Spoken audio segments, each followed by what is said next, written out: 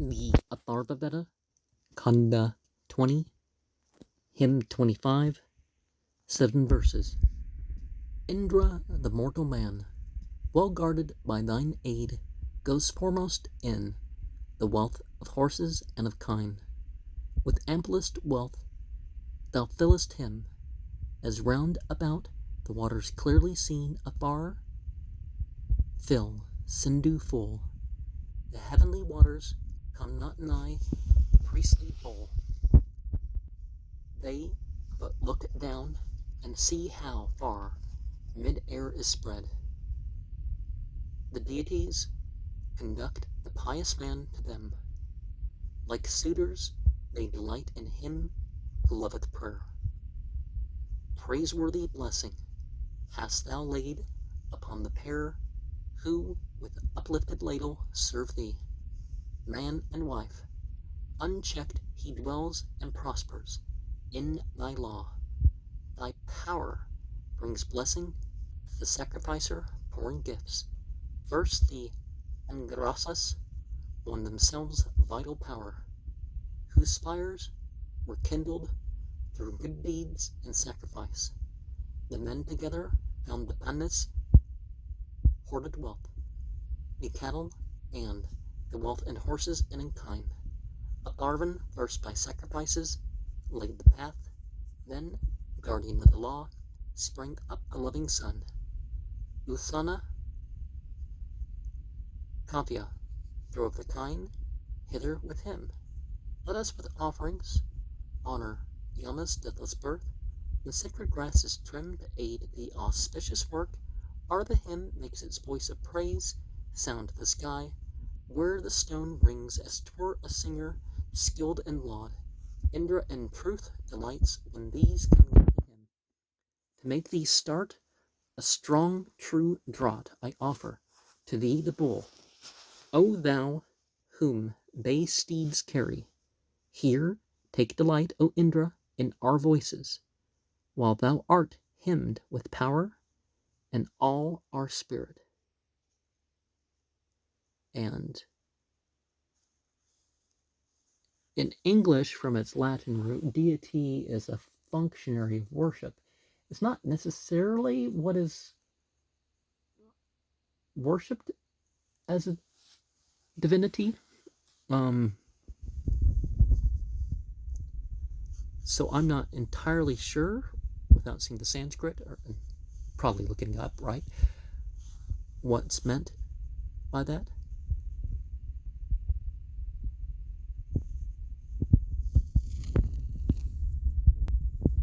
But see, it's not just acts of worship as far as ritual, it's good deeds in general that we're being called towards. Hymn 20:26, 6 verses. In every need, in every fray we call, as friends to succor us Indra, the mightiest of all. If he will hear us, let him come with succor of the thousand kinds, and all that strengthens to our call. I call him mighty to resist the hero of our ancient home, thee whom my sire invoked of old, they who stand round him as he moves, harness the bright, the ruddy steed. The lights are shining in the sky. On both sides of the car, they yoke the two bay coursers near to him. Bold, tawny, bearers of the thief, thou making light where no light was, and form, O men, where form was not, wast born together with the dawns. Of course, we can think of the help that we get through these various things, the time of day, the particular animals, the tools that we use with those animals. Hymn 20:27, 6 verses. If I, O Indra, were like thee, the single sovereign of all wealth, my worshipper should be rich in kind, I should be fain, O Lord of might, to strengthen and enrich the sage. Were I the lord of herds of kine, to worshippers who press the juice, thy goodness, Indra, is a cow, yielding in plenty kine and steeds. None is there, Indra, god or man, to hinder thy munificence. The wealth which lauded thou wilt give, the sacrifice made Indra strong, when he unrolled the earth and made himself a diadem in heaven. Thine aid we claim, O Indra, thine who after thou hast waxen great, hast won all treasures for thine own. Does it mean diadem? Is it diadem?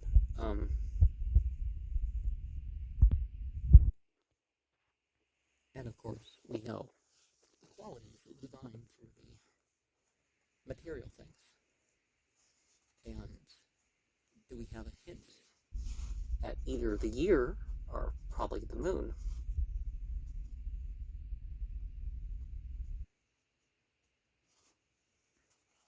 Hymn 20:28, 4 verses. In Selma's ecstasy, Indra spread the firmament and realms of light.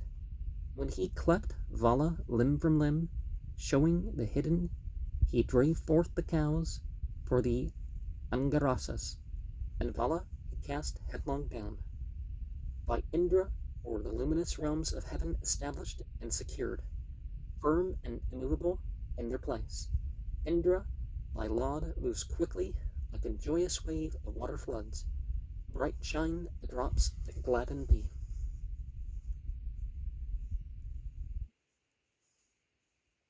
So how can we make more pleasing those things that we do or give, or however you're going to phrase that, in worship? Hymn 20:29, 5 verses. For thou, O Indra, art the god whom hymns and praises magnify. Thou blessest those who worship thee, they horses with their long manes, being Indra to drink the soma juice, the bountiful to our sacrifice. With the waters foam thou torest off, Indra, the head of Namuchi, subduing all contending hosts, the Dasyus, when they fain would climb by magic arts and mount to heaven. Thou, Indra, castest down to earth, as soma drinker conquering all, thou scatterest to every side their band who poured no gifts to thee. And we presume that there would be an excuse for those who don't have. But then again, can't you pick up a piece of grass or a flower or something like that and just offer that? Like some people, they pick some grass and they lay it down, or they just smooth down the grass. Maybe they're not even allowed to pick the grass because, there might be laws about that, and they don't actually own any land, so they're not allowed to just do that, Hymn 20:30, 5 verses. In the great synod will I laud thy 2 bay steeds. I prize the sweet strong drink of thee, the warrior god. His who pours lovely oil as 'twere with yellow drops. Let my songs enter thee, whose form hath golden tints. Ye who in concert sing unto the golden-hued place, like bay steeds driving onward to the heavenly seat. For Indra, laud ye strength, allied with tawny steeds. Laud him whom cows contend, as 'twere with yellow drops. His is that thunderbolt of iron, golden-hued, gold-colored, buried dear and yellow in his arms, bright with strong teeth, destroying with its tawny rage. In Indra are set fast all forms of golden hue, as if a lovely ray were laid upon the sky. The golden thunderbolt spread out as in a race. That iron bolt with yellow jaw smote Ahit down 1,000 flames, had he who bore the tawny hued. Thou, when praised by men who sacrificed of old hadst pleasure in their lawns. O Indra, golden-haired, all that befits thy song of praise thou welcomest, the perfect, pleasant gift, all golden-hued from birth.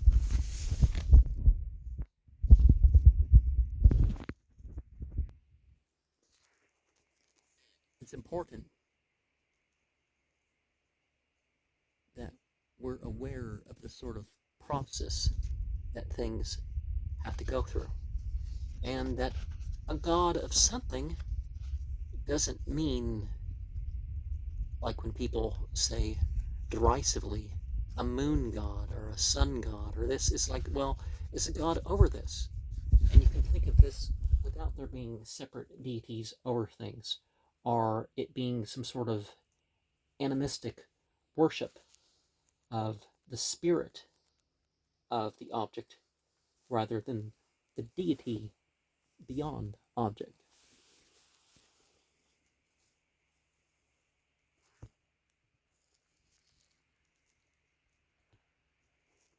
Hymn 2031, 5 verses. These two dear bays bring hither Indra on his car, thunder-armed, joyous, meet for laud, to drink his fill. Many libations flow for him who loveth them. To Indra have the golden-hued summer juices run. The gold-hued drops have flowed to gratify his wish. The yellow drops have urged the swift bays to the strong. He who speeds on with bay steeds, even as he lists, hath satisfied his longing for the golden drops. At the swift draught, the summer drinker waxed in might. The iron, one with yellow beard and golden hair, he, lord of tawny coursers, lord of fleet-foot mares, will bear his bay steeds safely over all the stresses. His yellow-colored jaws, like ladles, move apart, what time, for strength, he makes the yellow-tinted stir, when, while the bowl stands there, he grooms his tawny steeds, when he hath drunk the strong drink, the sweet juice that he loves, yea, to the dear one's seat in homes of heaven and earth, the bay steed's lord hath whinnied like a horse for food. Then the great wish hath seized upon him mightily, and the beloved one hath gained high power of life. I can't help but think that there's some sort of mystical experience connected to this that we're supposed to understand, but we do see aspects of some of the words for priest having to do with the cups or dishes or whatever. Sorcery, for example, is connected to the ritual drug use. But we do see some celestial things being hinted at. I'm not entirely sure at the moment what that means. Hymn 20:32, 3 verses. Thou comprehending with thy might the earth and heaven, acceptest the dear hymn forever new and new. O Asura, disclose thou and make visible the cow's beloved home to the bright golden sun. O Indra, let the eager wishes of the folk bring thee the golden jawed, delightful on thy car, that pleased with sacrifice, were in 10 fingers' toil, thou mayest at the feast drink of our offered mead. Juices aforetime, lord of bays, thou drinkest, and thine and only thine is this libation. Gladden thee, Indra, with the mead-rich Soma, pour it down ever, mighty one within thee. And let us also remember a little bit here about the case of the Yazidi. The fact that they say the Asura and some other references, makes clear that the side that they're becoming one with is that of the jinn. Hymn 20:33, 3 verses. Drink of the juice which men have washed in waters, and fill the full.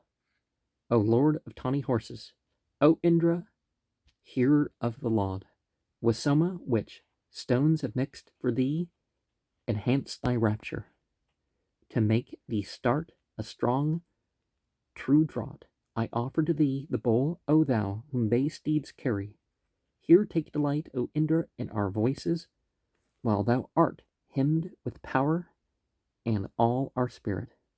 O mighty Indra, through thine aid, thy prowess, obtaining life, zealous and skilled in worship, men in the house who share the sacred banquet stand, singing praise that brings them store of children.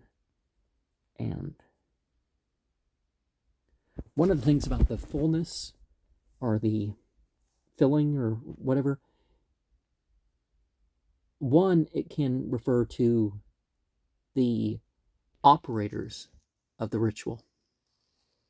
And in another sense, it can refer to, fulfilling the requirements of the ritual, or the general requirements for the worshiper, or whatever the case may be. Hymn 20:34, 18 verses. He who just born, chief god of lofty spirit, by power and mighty became the god's protector, before whose breath, through greatness of his valor, the two worlds trembled. He, O men, is Indra, he who fixed fast and firm the earth that staggered and set at rest the agitated mountains, who measured out air's wider middle region and gave the heaven support. He, O men, is Indra, who slew the dragon, freed the 7 rivers, and drave the kine forth from the cave of Vala, begot the fire between both stones, the spoiler in warrior's battle. He, O men, is Indra, by whom this universe was made to tremble, who chased away the humbled brood of demon, who like a gambler, gathering his winnings, seized the foe's riches. He, O men, is Indra, of whom the terrible they ask, where is he? Or verily they say of him, he is not. He wastes the foeman's wealth like stakes of gamblers. Have faith in him, for he, O men, is Indra. Stir to action of the poor and lowly, a priest of suppliant, who sings his praises, who, fair-faced, favors him and presses Soma with stones adjusted. He, O men, is Indra, he under whose supreme control are horses, all chariots, and the hamlets, and the cattle. He who begat the sun, begat the morning, leader of waters. He, O men, is Indra, to whom both armies cry in close encounter, foe against foe, the stronger and the weaker, whom to invoke upon one chariot mounted, each for himself. He, O ye men, is Indra, he without whom men conquer not in battle, whom, warring, they invoke for help as a core. He, all this universe's type and image, who shakes what never shook.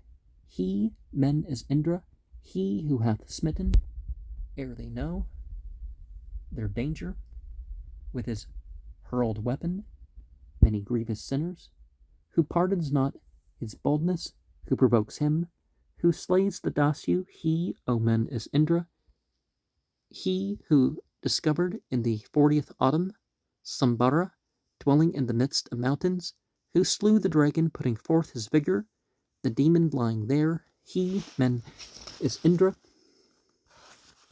who drank the juice poured at the seas of order, subduing Sambara by superior prowess, who hoarded food within the mountain's hollow. Within he grew in strength.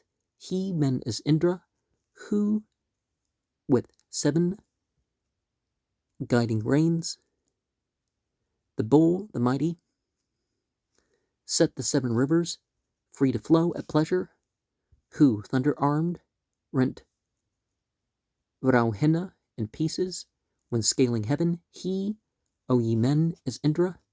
Heaven even and the earth bow down before him. Before his very breath the mountains tremble.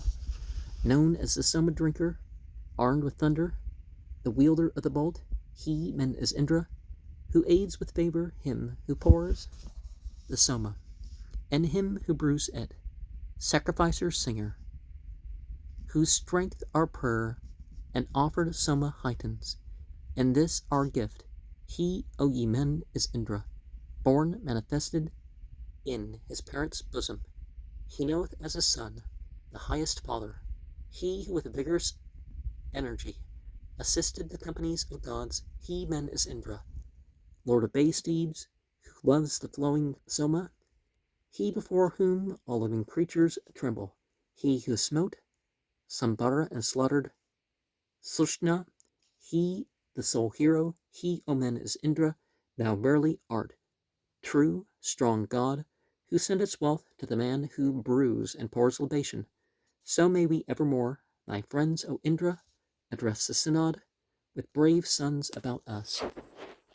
A lot of this stuff is very esoteric, as you could call it, because in an exoteric way, it immediately forms the things. It's supposed to be the ultimate, but it was born and or something, and or it has a father, or it is its own father, and all that other stuff. These material things are either the support or its forms, you could say. So yeah, it's all symbolic, or referential in a non-literal way.